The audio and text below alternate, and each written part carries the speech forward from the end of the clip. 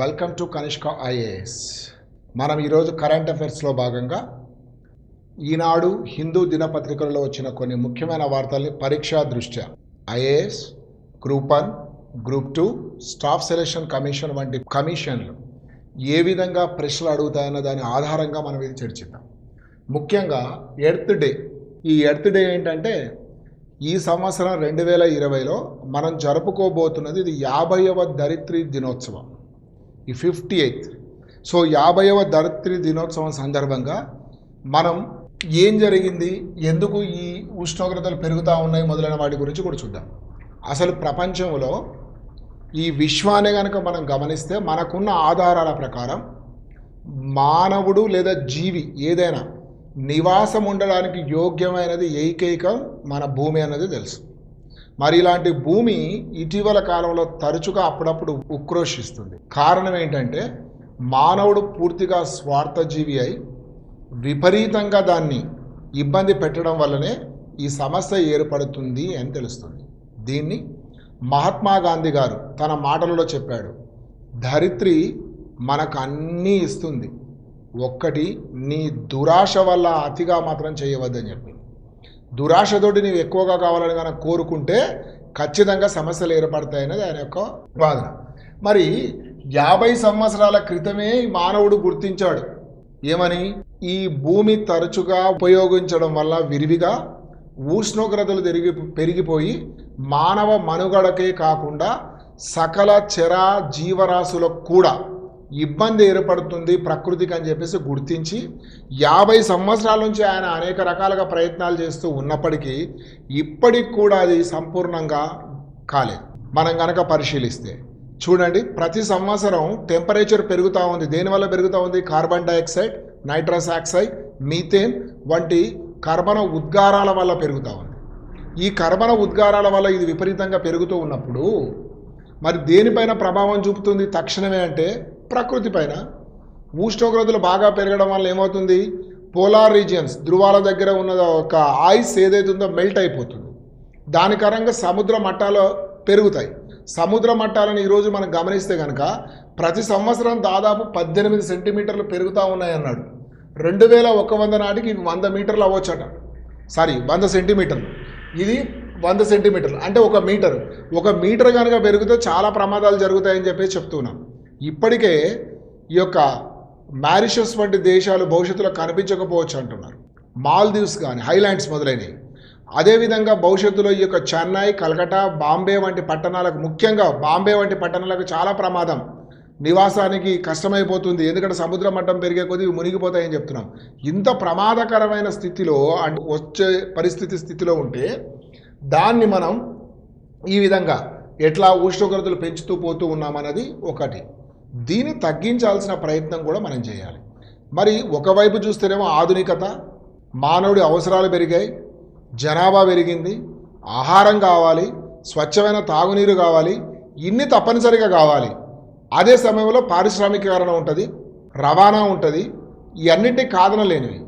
మరి ఈ రెండు బ్యాలెన్స్ చేసుకుంటే సస్టైనబుల్ డెవలప్మెంట్ ఎట్లా ఉండాలన్నది కనుక మనం చూస్తే మనం ప్రస్తుతం వినియోగిస్తున్న వనరుల వల్ల ఏ వనరుల వల్ల అయితే ముఖ్యంగా కర్బన ఉద్గారాలు పెరుగుతూ ఉన్నాయో వాటిని తగ్గించాలి.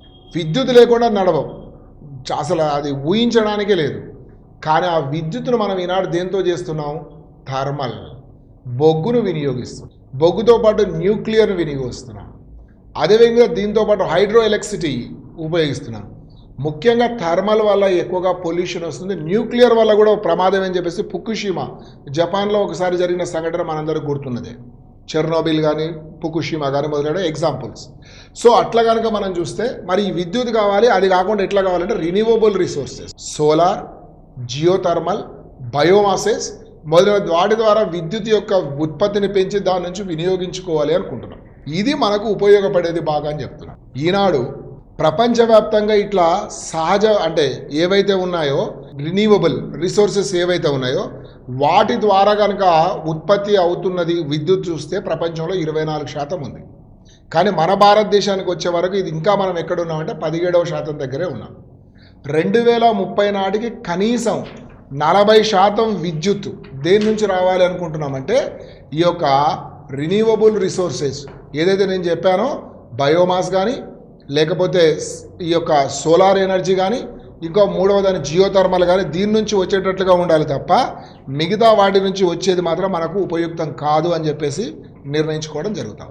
2050 నాటి కనుక చూస్తే 140 దేశాలు 100% ఈ యొక్క థర్మల్ లేకపోతే పొల్యూషన్ కారణమైన యొక్క విద్యుత్ కాకుండా మామూలు పద్ధతిలో సాధారణమైన పద్ధతిలో వచ్చే విద్యుత్తును వినియోగించాలని నిర్ణయించాయి.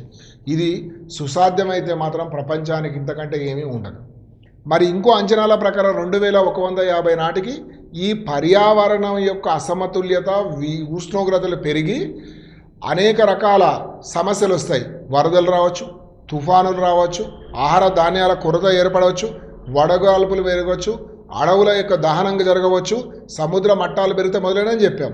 దీని కారణంగా దాదాపు 25 కోట్ల మంది శరణార్థులు అవుతారు. వీళ్ళని రెఫ్యూజీస్, ఈ రెఫ్యూజీస్ 25 కోట్లు అవుతారని చెప్పేసి చెప్తున్నాం. అంటే దాదాపు ఒక దేశ జనాభాకు సమానమైన వాళ్ళు మానవ కార్యకలాపాల వల్ల వచ్చిన సమస్యలు ఇరుక్కుపోతున్నారు అన్నది క్లియర్. మరి ఏమేమి ఉన్నాయి ప్రధానంగా సమస్యలను ఒకటి చూసాం. ఆహార ధాన్యాల కొరత ఏర్పడుతుంది, హంగర్ స్ట్రైక్ ఉంటుందని మనం చెప్పాం, అంటే హంగర్ ప్రాబ్లమ్స్ వస్తాయని. రెండవది ఏమనుకుంటున్నాం మరి సరే అది ఉంది. రెండవది ఏంటి దీనికి ప్రధానమైన వాటిలో మరొకటి ఈ యొక్క ఎర్త్ అనేది రాను రాను విషపూరితం కావడానికి ఒక కారణం అంటే విద్యుత్తో పాటు రెండవది వచ్చేసి ప్లాస్టిక్ అండి. ప్లాస్టిక్ను కనుక మనం చూస్తే ఈనాడు ప్రపంచంలో ప్రతి సంవత్సరం 200 కోట్ల టన్నుల ప్లాస్టిక్ ఉత్పత్తి అవుతుంది. దీనివల్ల ఎయిర్ పొల్యూషన్, ఇండియా విషయానికే కనుక మీరు వచ్చి చూస్తే దాదాపుగా ఈ యొక్క 94.6 లక్షల టన్నులు ఉత్పత్తి అవుతుంది అనేది మనం చూసాం. 94.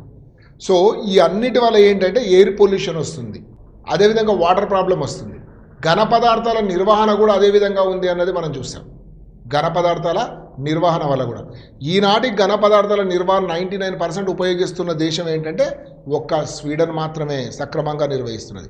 సో ఇవన్నీ ప్రధానమైన కారణాలుగా వచ్చాయి. మరి మామూలుగా మన అంచనాల ప్రకారం ఎట్లా ఉండాలి, ఏ దేశంలో అయినా తనకున్న భూభాగంలో 3వ వంతు అడవులు ఉండాలన్నా, కానీ ఇక్కడ అంతగా లేవు. ప్రస్తుతం ప్రపంచవ్యాప్తంగా చూస్తే 30% ఉంది. అదే మన భారతదేశానికి వచ్చేవరకు 21.3. ఇంకా పెరగాల్సిన ఆవశ్యకత ఎంతైనా ఉందని మనం చెప్పుకోవచ్చు. అందుకే మనం అనేక ప్రోగ్రామ్ చేసాం, సోషల్ ఫారెస్ట్రీ అని, తెలంగాణ ప్రభుత్వం హరితహారం అని, కానీ ఇట్లా ఎన్నో చేస్తూ ఉన్నప్పుడు కూడా ఇప్పుడు కూడా అనుకున్నంత స్థాయిలో పెరగడం లేదు. విపరీతంగా మనం అడవులను నరికివేత చేస్తున్నామని చెప్పేశాం. మూడవది ఏంటి, మరొకటి ప్రధానం ఏంటంటే ఎయిర్ పొల్యూషన్. ఈ ట్రాన్స్పోర్టేషన్లో ఎక్కువగా మనం ఏం వాడుతున్నాం, పెట్రోల్, డీజిలే. దీనివల్ల వస్తుంది అన్నాం. దాన్ని తగ్గించడానికి అనేక మార్గాలు ఉండాలి. యువ పర్యావరణవేత్త గ్రెటా థోర్బర్గ్ వంటి వాళ్ళైతే ఈ మా భవిష్యత్ తరాలకు మీరు స్వచ్ఛమైన గాలి, నీరు, భూమిని ఇవ్వాలి అంటే మీరు చాలా క్రమశిక్షణగా ఉండాలి అని చెప్పేసి ఆమె ఉద్యమం కూడా ఒక బాలిక చేస్తూనే ఉన్నది మనకు తెలిసిందే. ఇక రెండవది ఇదే ఈనాడులో కనుక మనం చూస్తే ఒక వ్యాసం కనిపించిందండి. ఈ వ్యాసంలో ఉన్న ప్రధానమైనది ఏంటంటే హెల్త్ డిజార్డర్ అని అన్నాడు. అంటే ఆరోగ్య రంగం అనేది అస్తవ్యస్తం అయిపోయింది. భారతదేశంలో ఆరోగ్య రంగం అనేది అస్తవ్యస్తం అయిపోయింది అన్నది. ఎందుకు అంటే కేంద్ర బడ్జెట్ కేటాయించిన బడ్జెట్లోనే ఆరోగ్యం పైన కేటాయించిన దాంట్లో 9.6% మాత్రమే ఇమ్యూనిటీ పెంచుకోవడానికి ఉపయోగిస్తున్నాం. మిగతా 90.4% మొత్తం చికిత్సకే. అంటే మనం వ్యాధి వచ్చిన తర్వాత చికిత్సకే ప్రాధాన్యత ఇస్తున్నాం తప్ప వ్యాధి రాకముందు ఇమ్యూనిటీ పెంచుకునే ఆలోచన మాత్రం లేదు ఎక్కడ కూడా. ఇది ఒక అంచనాల ప్రకారం త్వరలోనే భారతదేశంలో ఈ యొక్క ఆరోగ్య స్థితి ఏదైతే ఉందో దీని యొక్క వ్యాపారం 2022 నాటికి 8.6 lakh crores అవుతుంది అంటున్నారు. అందుకే విదేశాల నుంచి కూడా పెట్టుబడులు ఆరోగ్య రంగానికి వస్తున్నాయని చెప్తున్నాం. గడిచిన 19 సంవత్సరాలు అంటే 2000 నుంచి 2019 ఈ శతాబ్దంలో మొదటి 2 దశాబ్దాలను కనుక మనం చూస్తే ఇప్పటి వరకు దేశంలోకి 634 కోట్ల రూపాయలు డాలర్లు రూపంలో భారతదేశంలోకి పెట్టుబడులు వచ్చాయన్నది స్పష్టంగా తెలిసింది. తర్వాత మరొకటి ఇక్కడ అదే అంశాన్ని కనుక చూస్తే మరి ఇప్పుడు ఏంది, కోవిడ్ వచ్చిన సందర్భంగా చూస్తే ప్రభుత్వమే వైద్యం చేస్తుంది, ప్రైవేట్ వాళ్ళు చేయకపోయినా. ప్రభుత్వ పరంగా ప్రైవేట్ పరంగా చూస్తే కోవిడ్ శ్వాసకోశ సంబంధమైన సమస్యలు వస్తే కనుక మనకు ప్రధానంగా కావాల్సిన వెంటిలేటర్లు అవి కూడా సరిగ్గా భారతదేశంలో లేవు. ఈనాడు రూర్కేలా వంటి ఇంజనీరింగ్ కళాశాలలు, విశ్వవిద్యాలయం, ఈ రూర్కేలా ఇంజనీరింగ్ కాలేజ్ వారు ఏం చేస్తున్నారు అంటే చాలా తక్కువ ఖర్చుతోటి వెంటిలేటర్ల యొక్క తయారీకి వాళ్ళు ఇచ్చారు. అందులో ప్రత్యేకించి ఈ యొక్క పోర్టబుల్ వెంటిలేటర్ యొక్క తయారీకి వీళ్ళు ముందుకు వచ్చారు. ఈనాడు కోవిడ్ వ్యాధిగ్రస్తులకు వైద్యం చేస్తున్న వైద్య సిబ్బందిని కనుక మనం చూస్తే, ముఖ్యంగా ఎవరు డాక్టర్స్ కానీ నర్సెస్ కానీ మొదలైన వాళ్ళందరినీ చూస్తే వాళ్ళ యొక్క స్థితి ఏదైతే ఉందో వాళ్ళ పరిస్థితి ప్రొటెక్షన్ లేదు. ఏది వాళ్ళకు ఉన్నాయి సరైనవి లేవు అని చెప్పేసి చెప్తున్నాం. అందరికీ పూర్తి స్థాయిలో అందలేదు అన్నది ఉంది. సో మరొకటి, ఈ యొక్క మొత్తం భారతదేశంలో హెల్త్ రంగం, హెల్త్ ఇన్సూరెన్స్ కనుక ఉన్న వాళ్ళది కేవలం 27% అని చెప్పేసి కూడా ఈ సందర్భంగా వ్యాసకర్త గారు చెప్పారు. ట్రంప్ దీనికి సంబంధించింది మరొకటి ఏంటి అని అంటే ఆయన మాట్లాడింది, ట్రంప్ గారు అంటే అమెరికన్ అధ్యక్షుడు, ఈయన ఆ యొక్క కోవిడ్ను నిర్వహణలో విఫలమై WHO పైన అనేక ఆరోపణలు చేశాడు అని చెప్పేసి వ్యాసకర్త చెప్తూనే ట్రంప్ లోపం కొంత ఉన్న WHO లోపం కూడా ఉందని ఆయన చెప్తూ వచ్చాడు. ఈ యొక్క WHOకు ఇవ్వాల్సిన ధనాన్ని ఏదైతే ఉందో దాన్ని నిలిపివేస్తున్నట్టు ఇటీవల కాలంలో ఆయన ప్రకటించడం జరిగింది. WHOకు ప్రస్తుతం డైరెక్టర్ జనరల్గా టెడ్రోస్ అథనామ్ ఉన్నారు. ఈయన డాక్టర్ కాదు, ఇథియోపియాకు విదేశాంగ మంత్రిగా పనిచేస్తూ అనేక లాబీల వల్ల ఈయన WHOను పొందాడు. డాక్టర్ కానీ ఏకైక డైరెక్టర్ జనరల్ ఇప్పటివరకు WHO ఏర్పడినప్పటి నుంచి ఈయన ఒక్కడే. ఈయనకు వైద్య పైన పెద్ద అవగాహన లేదు అనేది ఒకటి ఉంది. అయితే చైనా అందరినీ అందరికీ సమాచారంలో తప్పుగా ఇచ్చినట్లుగానే WHO కూడా ఇవ్వడం. అందులో ఏంది ప్రధానంగా అంటే ఈ కరోనా అనేది అంటువ్యాధి కాదు అని చెప్పడం వల్ల ఆయన అంతర్జాతీయ వేదికల నుంచి కూడా ఇదే చెప్పారు. ఎవరు? Tedros Adhanom. ఈయన మనం ఏమన్నా డైరెక్టర్ జనరల్ ఆఫ్ WHOగా ఉన్నాడు. ఈయన ఇచ్చిన వివరాలు కూడా అదే ఉండడం వల్ల ఈనాడు ఒక తప్పుడు సమాచారం వల్ల ప్రపంచ మానవాళి మనగడకే ప్రశ్నార్థకరమైంది అని చెప్పేసి వ్యాసకర్త అందులో చెప్తూ వచ్చాడు.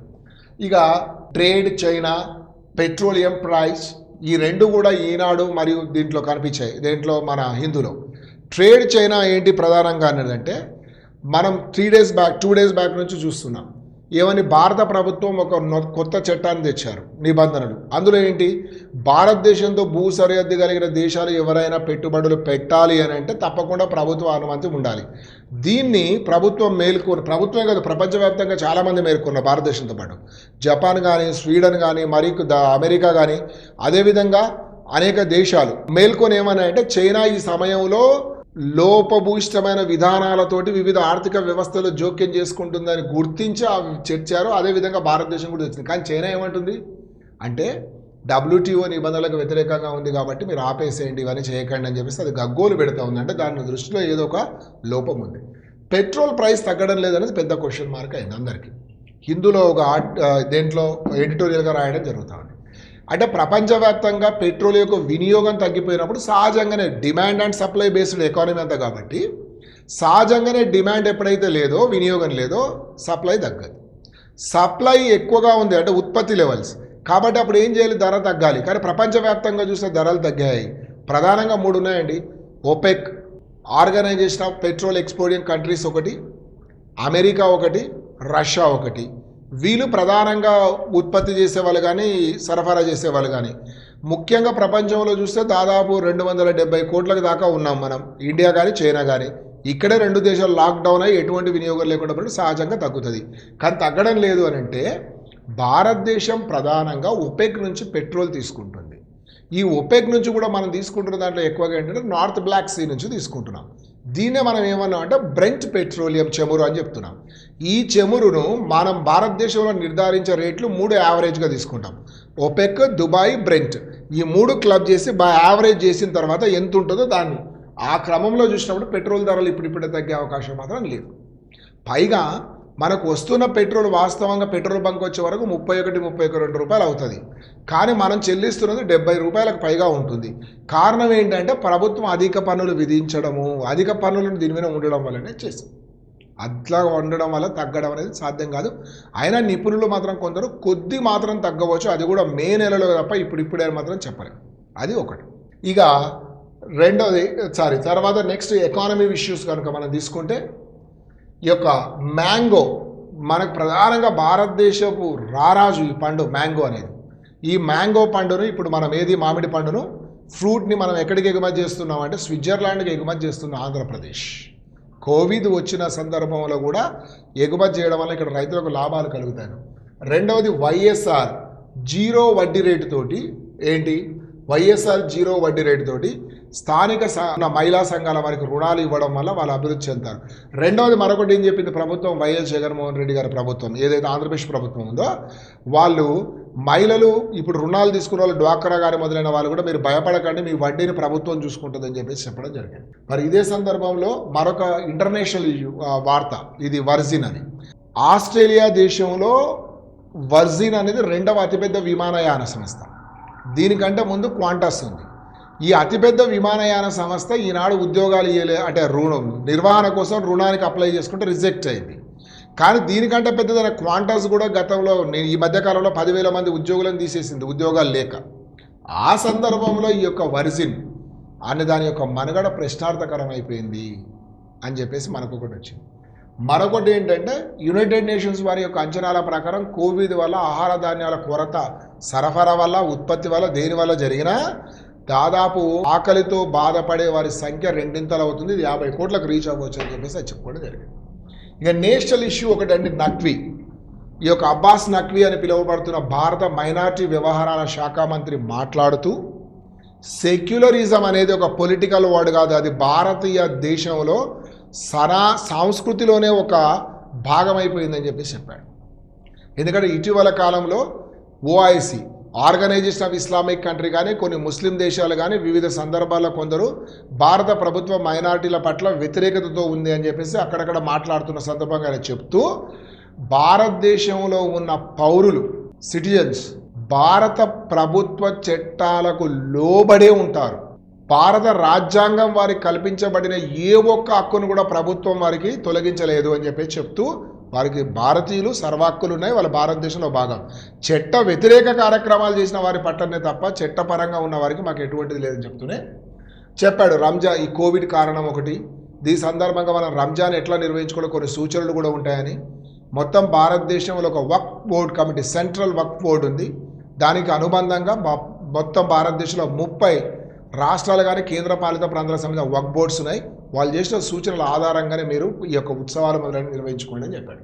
ఇక నెక్స్ట్ లాస్ట్ వన్ ఇంటర్నేషనల్ కనుక మనం చూస్తే లేదా ప్రపంచం అంతర్జాతీయ సంబంధాలు చూస్తే ట్రంప్ వీసా. ఇక ట్రంప్ అధికారానికి రావడమే గతంలో వచ్చినప్పుడు 2016లో ఆయన అధికారానికి వచ్చినప్పుడు ఆయన అమెరికా ఫస్ట్ అనే నినాదంతో వచ్చాడు. అమెరికన్స్కు ముందు ఉద్యమం స్వదేశీ ఉద్యమం లాగా చేస్తూ వచ్చాడు. సో అదే ఇప్పుడు మళ్ళీ ఆయన చెప్తున్నది ఏంటంటే కోవిడ్ వచ్చిన కారణంగా విదేశాల నుంచి వచ్చే వారికి మేము ఎటువంటి పర్మిషన్స్ ఇవ్వం, రావద్దు, అసలు మేము పర్మిషన్ ఇవ్వమని చెప్పాడు. అంటే అమెరికన్ ఫస్ట్ అనే పాలసీ మళ్ళీ ముందుకు తెచ్చాడు ఎలక్షన్స్ ముందు ఒకటి చెప్పొచ్చు.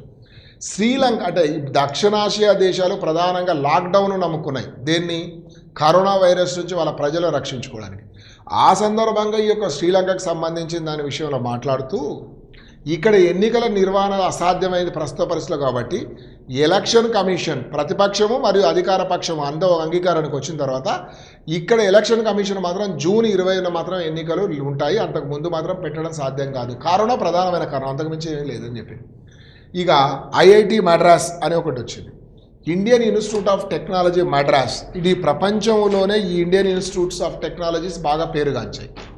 అయితే ఇక్కడ ఐఐటిలో చదువుకున్న ఒక ముగ్గురు ఇక్కడ మద్రాసులో చదువుకున్నవారు, ఈనాడు ముగ్గురు United states of America national science బోర్డులో సభ్యులుగా ఉన్నారు. నిన్నటికి నిన్న ఈ యొక్క సుదర్శన్ బాబు అనేటాన్ని ఎన్నిక అవ్వడం, ఈయన 6 సంవత్సరాల కాలం పాటు అందులో పనిచేయడం అనేది ఐఐటి మద్రాస్ మీకు గొప్ప విషయంగా చెప్పాం. ఎందుకంటే అమెరికాలో ఉన్న గొప్ప సైన్స్ బోర్డు అదే, అతిపెద్ద బోర్డులో మన వాళ్ళు సభ్యులుగా ఉండడం అనేది గొప్ప విషయంగా మనం చెప్పుకునే వచ్చాం. ఇక చైనా ఇప్పుడు ఉన్నది ప్రధానంగా మళ్ళీ ఒకసారి ఎందుకు చెప్పాను ఇది చైనా అనే దానికి సంబంధించిందంటే ఇక్కడ చైనా అందరూ అంటూనే ఉన్నాం కరోనా వచ్చినప్పటి నుంచి ఇందులో ఏదో ఉంది, వాళ్ళ ఆర్థిక వ్యవస్థ ప్రపంచ ఆర్థిక వ్యవస్థను గుప్పిట్లోకి తెచ్చుకునే ప్రయత్నం ఇది అన్నట్లుగానే ఇప్పుడు వెంటనే ఒకవైపు కరోనాతోటి ప్రపంచం మొత్తం ఇబ్బంది పడుతున్నా కరోనా లేని జీరో వచ్చిన సౌత్ కొరియాతోటి వాణిజ్య సంబంధాలు పెంపొందించాలని చెప్పేసి సౌత్ కొరియన్స్కి ఒక ఇది కూడా ఇచ్చేసింది, ఫాస్ట్ ట్రాక్ దేశ ఉండాలి మన ఇద్దరి మధ్యలో అని చెప్పేసి వర్తక వాణిజ్యాలు పెంపొందించాలని చెప్తూనే ఉంది. అది ఒకటి. చివరిలో గ్రేట్ బ్రిటన్కి చెందిన మహారాణి గారు, అంటే ఇంటర్నేషనల్ ఇష్యూస్లో చివరిగా ఎలిజబెత్ రాణి, ఈ రాణి గారు 90వ జన్మదినోత్సవాన్ని నిన్న జరుపుకున్నారు, ఎటువంటి ఆడంబరాలు లేకుండా. కారణం కరోనా అని మనకు తెలుస్తుంది. తర్వాత చివరి అంశం మనం ఏంటంటే కరోనా. ఇది ఇంకా IICT Indian institute of chemical technology వాళ్ళు 2 మాలిక్యులర్స్ను డెవలప్ చేశాము. దీని ద్వారా మనం ఏం చేయొచ్చు అని అంటే ఆ యొక్క మాలిక్యులర్స్ ద్వారా ఖచ్చితంగా మనం కరోనా నివారణకు ప్రయత్నం జరుగుతుండడం. మరొకటి, ఇక్కడ మాజీ పార్లమెంటు సభ్యుడు కొండా విశ్వేశ్వరరెడ్డి గారు, తను గతంలో ఎలక్ట్రికల్ సంస్థలో పనిచేసి వచ్చారు. తనకున్న టెక్నికల్ నాలెడ్జ్ తోటి దేశీయంగా దొరికే పరికరాలతోటి వెంటిలేటర్ యొక్క అభివృద్ధికి ఆయన శ్రీకారం చుట్టాడు. దీన్ని ఈయన తెలంగాణ పోలీసు DRDO సంస్థల సహకారంతో అభివృద్ధి చేసినట్టుగా క్లియర్గా చెప్పాడు. ICMR Indian council of medical research వాళ్ళు ఒక ప్రకటన చేశారు. ఇక 2 రోజుల పాటు మీరు ర్యాపిడ్ టెస్ట్లు ఏవైతే ఉన్నాయో యాంటీబయాటిక్ టెస్ట్లు వీటిని ఆపేయండి అన్నారు.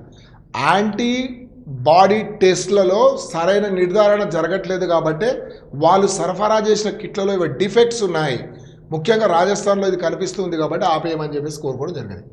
ఏపీ కోవిడ్ యోధులు అని చెప్పేసి దాదాపు వీళ్ళు 6,23,202 మంది వీళ్ళు కరోనా నివారణ కోసం ప్రయత్నం చేస్తున్న వారుగా చెప్పాం. బస్తర్, కందామాల్ ఈ 2 కూడా భారతదేశంలో అతిపెద్ద ట్రైబల్ ఏరియాస్. బస్తర్ అనేది ఛత్తీస్గఢ్లో ఉంది. ఈ బస్తర్ దగ్గర ప్రజలు ట్రైబల్స్ ఎవరైతే ఉన్నారో వీళ్ళు ఎవరిని రానివ్వకుండా వారిని రక్షించుకుంటూనే మిగతా వాళ్ళని ఎవరిని వాళ్ళ యొక్క ప్రాంతాలకు రానియకుండా అడ్డుకునే ప్రయత్నాన్ని చేస్తున్నారు. దీనికి వాళ్ళకు సహాయపడుతున్న వాళ్ళు ఎవరు అని అంటే సర్వ ఆదివాసీ సమాజ్ వాళ్ళు ఎక్కడ బస్తర్లో. కందామాల్లో అయితే వీళ్ళ యొక్క ట్రైబల్స్కి ఇక్కడ ఉన్నది ఏంటంటే వాళ్ళ ఎయిర్ కట్ అనేది వాళ్ళే సొంతంగా, అంటే చిన్నగా ఉండాలి, వాళ్ళ ఎయిర్ అనేది పెరగకూడదు, క్లీన్ షేవ్డ్ ఉండాలి జుట్టు. అయితే ఈ కరోనా సందర్భంగా సెలూన్లు మొదలైన వాటి సరిగ్గా చేయట్లేదు కాబట్టి జాగృతి అనే ఒక సంస్థ సహకారంతో ఈ కార్యక్రమం నిర్వహిస్తుండగా వాళ్ళు చెప్పారు. తర్వాత మరొకటి ఏంటి, ఇంకొక ముఖ్యాంశం ఈ యొక్క కోవిడ్ సంబంధించి అంటే లాక్డౌన్ ఎట్లా ఓపెన్ చేయాలని ప్రపంచ దేశాలు ఇప్పుడు పెద్ద సమస్య అయింది. అన్నింటిని ఒకదాన్ని ఒకటి అబ్జర్వ్ చేస్తున్నాయి. పాక్షికంగా కొన్ని ఓపెన్ చేయడం కూడా జరిగినట్లుగా తెలుస్తుంది. కానీ ఒక్కొక్క దేశం ఒక విధానంతో ఇది వాళ్ళ లాక్డౌన్ క్రమంగా తీసేసే ప్రయత్నం చేస్తూ ఉన్నాయి ఎక్కడైతే వ్యాధి తీవ్రత తగ్గిందో. కానీ WHO మాత్రం దీన్ని వ్యతిరేకిస్తుంది. కారణం ఏంది WHO వ్యతిరేకించడానికంటే మళ్ళీ ఇది వచ్చే అవకాశం ఉందండి అనే ఉద్దేశంతో మరి మే 3న ఒకసారి పరిశీలిస్తామని ముఖ్యంగా భారత్, జర్మనీలు ప్రకటించాయి. సో చాలా దేశాలు భారతదేశం వైపు ప్రస్తుతం చూస్తూ ఉన్నాయి ఈ లాక్డౌన్ ఎట్లా అది తీస్తుంది అన్నదాన్ని.